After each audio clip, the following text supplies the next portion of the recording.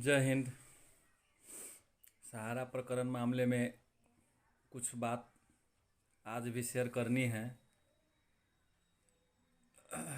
आज संयुक्त all India जन आंदोलन संघर्ष न्याय मोर्चा के बैनर तले पूरे भारत में कलेक्ट्रेट ऑफिस में आज अपने जान माल की सुरक्षा, अपने ज़िला के पेमेंट के व्यवस्था और कुछ मांगे हैं जो कार्यकर्ता, सहारा पीड़ित कार्यकर्ता आज रखे हैं डीएम के सामने में। यह पूरे भारत में आज अभियान चलाया जा रहा है, क्योंकि हम लोगों को अब तो सिर्फ गुहार सरकार से ही लगाना है, क्योंकि अब सरकार चाहे तभी पेमेंट संभव हो सकता है। सरकार अगर चाह ले तो कुछ भी हो सकता है। हमने आपने सुना बंगाल के शारदा चिट फंड घोटाला जो इसी प्रकार से था, उसमें भी जब जमाकर्ता अपना पैसा लेने के लिए सरकारी ऑफिस में आग लगाने लगा, तोड़ फोड़ करने लगा, तो वहाँ के ममता सरकार डर गई और खुलकर आश्वासन दी कि जितने भी निवेशक है, जमाकर्ता है, सबका पेमेंट हमारी सरकार करेगी। और हुआ भी वही। जितने भी सरकारी राजस्व वसूला जा रहा था उस पर 0.75% या 1% ऐसे करके राजस्व वसूला गया और फिर सारे निवेशकर्ता का पैसा लौटाया गया। यानी पब्लिक से ही वसूल के पब्लिक का पैसा लौटाया गया। तब वह शारदा चिट फंड मामला शांत हुआ। उसी प्रकार से आज सरकार चाह ले तो ये सहारा का भी जमाकर्ता जितने निवेशक है भारत में, उसका पैसा मिल सकता है।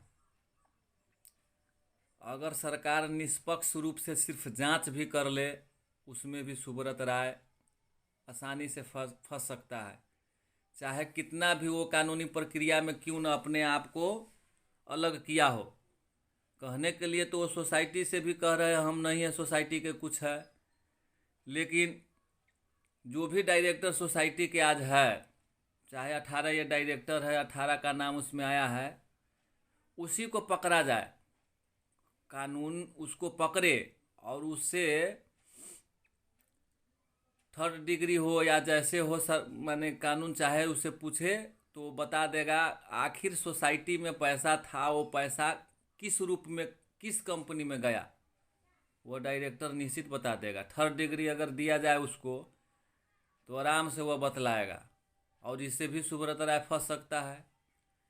या फिर चलिए SFIO डिपार्टमेंट जो साधारण डिपार्टमेंट नहीं है, SFIO एक ढंग से CBI जांच है, उस ढंग से यह SFIO वित्तीय संस्था की जांच करती है। अगर निष्पक्ष रूप से अगर SFIO भी अगर जांच करे, सहारा के 9 सोसाइटी के जांच के लिए आदेश मिला, जिसमें 3 सोसाइटी का पहले ही जांच हो चुका था और 6 सोसाइटी के जांच के लिए 3 महीने का समय दिया गया, जिसमें आज 9 महीना पूर्ण जा रहा है, लेकिन फिर भी कोई अपना रिपोर्ट सबमिट नहीं किया। तो इसमें सरकार की ही कमी है।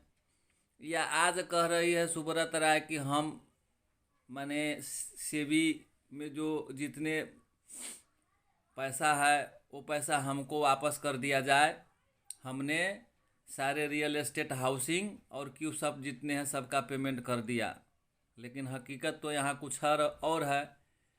उन्होंने पेमेंट तो किया नहीं, कन्वर्जन किया, लेकिन अपने डॉक्यूमेंट के अनुसार 127 ट्रक कागज़ जो सेबी के पास भेजा, अगर सेबी आज भी उसको सही रूप से निष्पक्ष रूप से जांच ले, उसमें भी आपको 50-60% ऐसे तैसे आफर आपाधाफी में ये पेपर तैयार किया और भेजा सेबी के पास जांच के लिए। अगर उस पेपर को भी आज जांच लिया जाए, इससे भी सुब्रत राय आसानी से फंस जाएगा और आसानी से वो समझिए क्या कहते फंसेगा और निष्पक्ष जांच होगा, उसमें भी पता चल जाएगा कि इन्होंने पेमेंट नहीं किया है, इन्होंने कन्वर्जन किया है और सारे पैसा को सोसाइटी में ट्रांसफ़र कर दिया है। तो इस प्रकार से भी वो फंसेगा और सरकार अगर थोड़ा सा और कानून पेच जो ये फंसाए हुआ है, थोड़ा सा पब्लिक का दबाव बने सरकार के ऊपर, सरकार इसमें लग जाए कानूनी प्रक्रिया में, तो आसानी से समझिए वो पैसा किसी हाल में उसको देना है, उसका संपत्ति बेचे चाहे जैसे हो, उसको बेचना है, उसको देना है, पब्लिक का पैसा मिलना है। बशर्ते इसमें हम लोग थोड़ा कार्यकर्ता है सक्रिय हो जाए। आज भी 60-70 आदमी के 50-60 आदमी के संख्या में हम लोग पहुँचे हुए थे। जहाँ तहाँ ऐसे बहुत सारे 100, 150, 200 पूरे भारत में लोग डीएम के ज्ञापन सौंपने के लिए पहुँचे हुए थे। लेकिन थोड़ा और सक्रियता बढ़ाने की ज़रूरत है। हम लोग कार्यकर्ता के ऊपर ही भार पड़ा है, कार्यकर्ता को ही जगने की ज़रूरत है। कार्यकर्ता जग जाए, अपने सीनियर को जगा ले, सीनियर को पकड़ के सब आगे बढ़े, सफलता निश्चित मिलेगी। आज नहीं तो कल हम लोग विजय होंगे। बस इतना ही बात आज शेयर करना था। जय हिंद।